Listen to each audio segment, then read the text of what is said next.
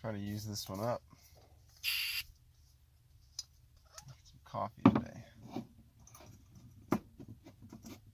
So, thanks for joining me on the first video.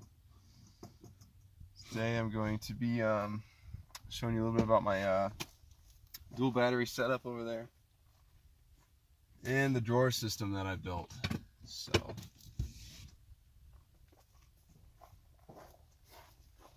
I think you guys will enjoy the video. Some people want to know what's going on this next box off to the right. So, told them to share a video. I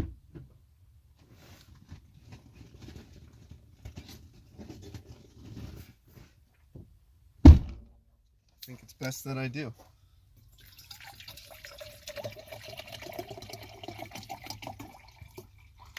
Who wants to watch me make coffee? Probably no one. I'll get back to you guys. Alright guys, so while that's brewing, we're going to go over how this all is going to come together. First thing I'm going to ask you to do is you excuse this disaster right now. I'm aware. I know. I got it. Mention it in the comments. I know. I promise. So I've got one of these.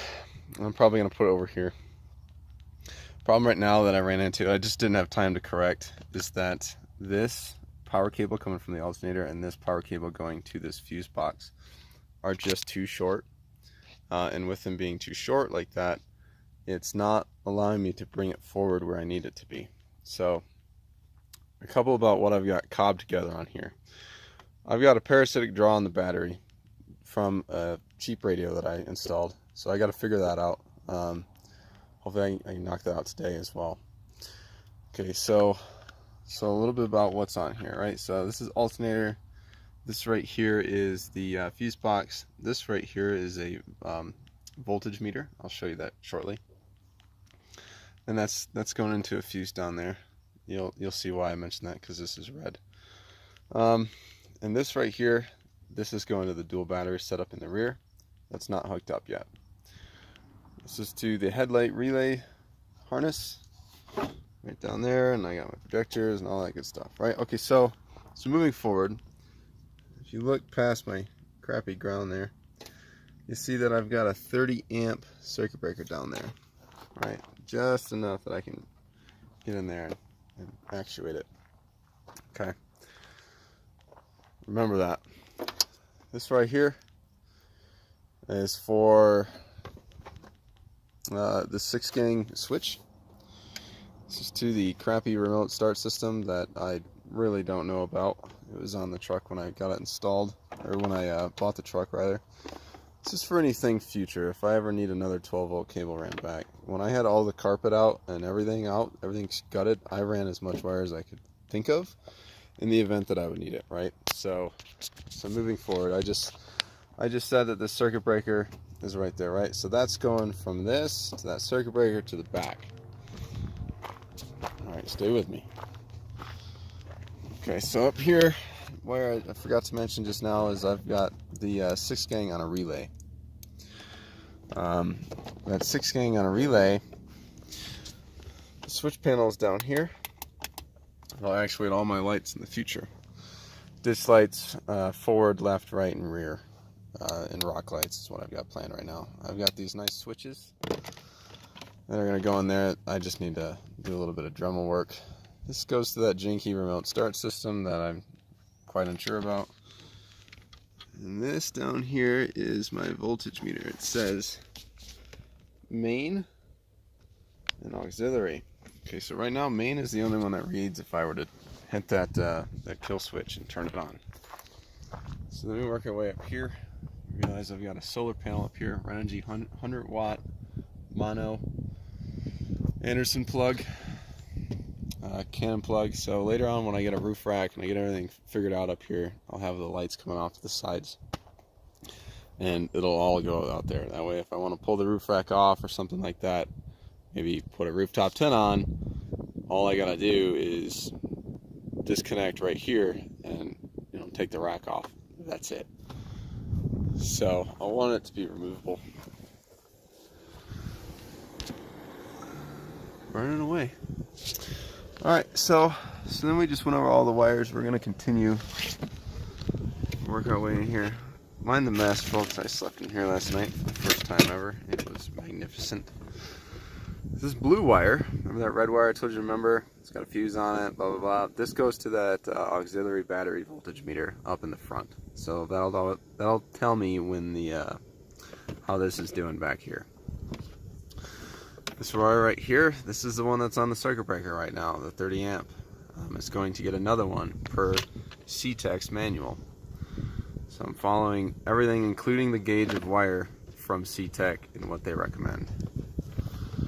Right here, this is my solar power input. None of it's connected right now up top or down here. And this is a ground. I realized I could have just grounded it out to the body. Wasn't a fan. I had the ability to. I had the extra wire. I just ran it. So it seemed to work well for me. This wire right here is actually coming into this box just because I'm going to need it to later. I'll tell you about that later. This is a C-Tech D250 SA. This C-Tech D250 SA is pretty cool. So what it's doing is it's a DC-DC charger. So I've got my alternator power in right there. I've got my solar power in, my other positive. Down the way I've got a negative on this side, and right there I've got the battery power out. So this will be telling this one to charge, and it'll be sending the solar power charge. It's a solar power charge controller as well into here, as well as the alternator power into this one when that battery says that it's good to go. This thing will read all that. Next to it I've got a Krieger 1100 watt inverter. Looks pretty nice. Had good reviews and whatnot, so I'll go with that one. It's a bit overkill. This is a fuse block, and that fuse block is going to house everything that's coming out of here, right? So anything future. So I know I want to add a water pump for pressurized water. I know I want an awning light, right? Once I get an awning. So I actually bought some 3-position switches. So one on, off, one on. So it'd be amber, off, white kind of thing. And they come in like a pack of 2. So I'll probably do one on the awning and then maybe the other on the awning, but I might just put the other one on the lift gate above the cooking area. So the reason amber is a thing, guys, is just because it's supposed to attract less bugs. I don't know. We'll see. Voltage readout. That's going to be reading my rear battery voltage back here. And keep an eye on it in the back. Some USBs and 12-volt socket. So that leaves these two kind of open. I'll figure out what I want to do with them. These things, I haven't mentioned these. These are called shunts. Well, not the actual plastic panel here. Oh, this is wired in right now. So depending on how you wire this in, it will tell you what your draw is and how much voltage is going out, going in, all that stuff. So this one's going to tell me how much voltage is coming in through solar, as well as through the alternator when the car is running. This is going to tell me how much power is going out, so I can kind of get an idea of what I got left on there compared to just voltage.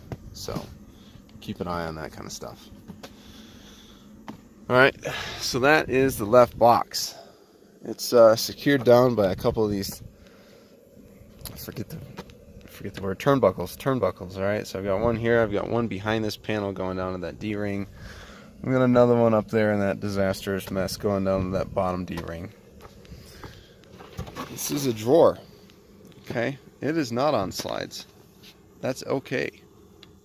I'll tell you why. So in here I just kind of keep some extra things, some jumper cables, some extra plates, some food. It's kind of my catch-all. Just this is the generic drawer.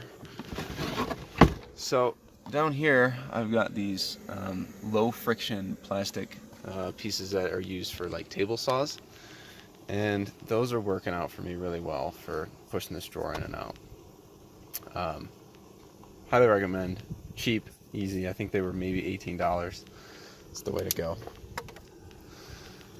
Oh man. Looks like it's about that time, ladies and gentlemen. Let's set you down here. My battery on my phone is pretty low. I forgot the camera in Kentucky yesterday, so you guys gotta deal with this for just a little while longer. Yeah, we'll get there. First video ever, guys. Cut a break. So this is a AeroPress. I don't know if you guys have ever used one of these. They're pretty cool.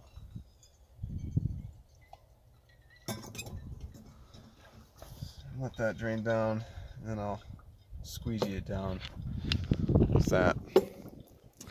Alright, so let's see if I can carefully do this without spilling anything. Alright, so you're getting ready to see one of my first issues I'm running into. This thing.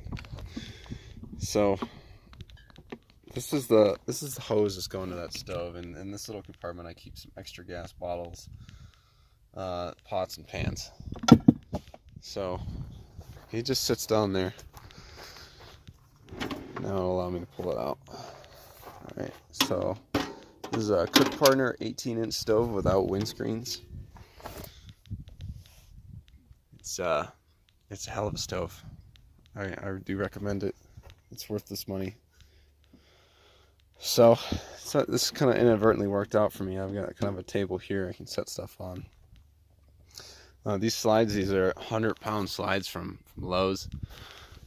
And I did just want to point out, they're really not that bad. Even at, so that's 48 inches extended right there. Pull that guy out. That's 48 inches. That's not much. So I don't have any worries about this. This is pretty cool. I dig this. So anyway, I said I had an issue. This hose isn't wanting to go back in, right? So if I try to push this in and I start getting this little bit, it's not going inside of its little keeper hole there. Whatever. We'll figure it out. Maybe some bungee cords or something like that. That's kind of what I got in mind.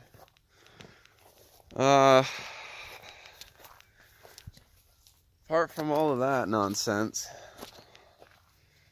and I did just drive this from Kentucky to Colorado. Here I am in Colorado right now.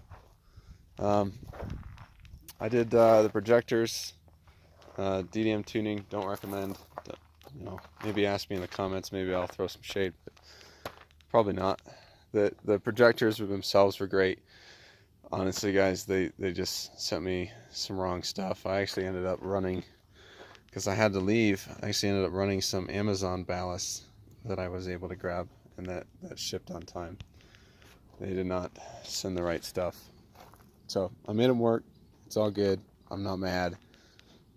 I'd say that the product down here, the projector, the shroud, that whole lot, I think that's fantastic. I really do. I think it came out well. They sent me bulbs on time. The bulbs worked out great.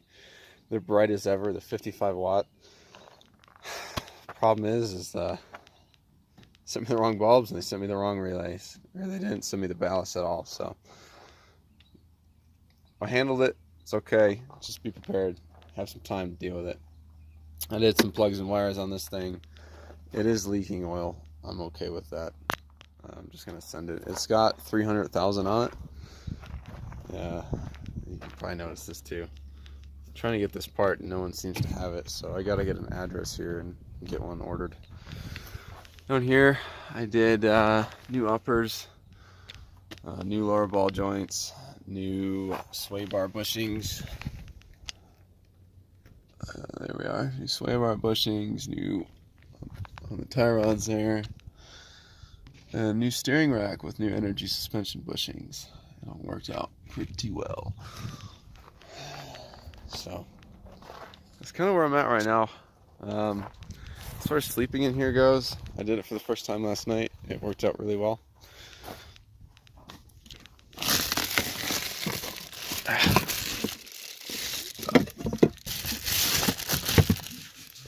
Alright, so this Reflectix, I laid on that one. This one goes in the rear window. That one goes in the rear window, and that one this is rear. This is going into the liftgate window. I've got these ones cut. I just don't have them wrapped up, and they obviously don't like to sit in there very well. So maybe some Velcro along the edges or something. Help kind of keep the heat in and the cold out. And the whole car is lined with Reflectix. I did the whole thing. It's pretty cool. I did not do the doors. Didn't pull these door panels off, and I was not able to get the headliner off. But it worked out really well for me last night. I've got about 3 months here of camping it up, so I'm gonna enjoy it. I've got the vehicle for it. Might as well do it. So, hey, please give me a follow on Instagram, project_over_land. It's my first kind of go at this. You know, we all see these people that are making these millions and millions of videos and have all these subscribers, and it's fantastic stuff. Well, I figured there's a couple 3rd gen loyalists out there. Maybe would be interested in seeing what I got going on over here. Thanks for watching.